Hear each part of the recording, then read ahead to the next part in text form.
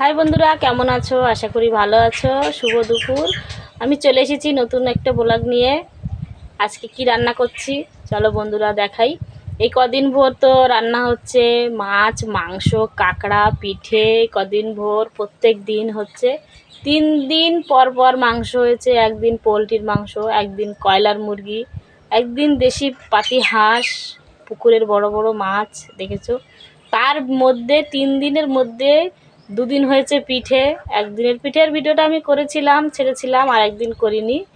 যাই হোক বন্ধুরা, 3 দিন এক টানা মাছ মাংস পিঠে চলছে, যার কারণে বুঝতেই পারছো রোজ রোজ মাছ মাংস খেলে শরীরের একটু অসুবিধা হয়।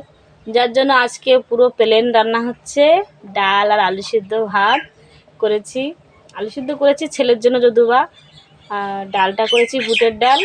আর মুসুরির ডাল তো আমি খেতে পারি না, কারণ আমার প্রচুর অ্যালার্জি হয়, গলা বুক চুলকায়, আর ইউরিক অ্যাসিড আছে। মুসুরির ডাল খেতে পারি না। মুগের ডালটা খাই, তো ছেলে বউ আবার মুগের ডাল পছন্দ করে না, যার কারণে বুটের ডাল হচ্ছে। এই দেখো বন্ধুরা, বুটের ডাল করছি।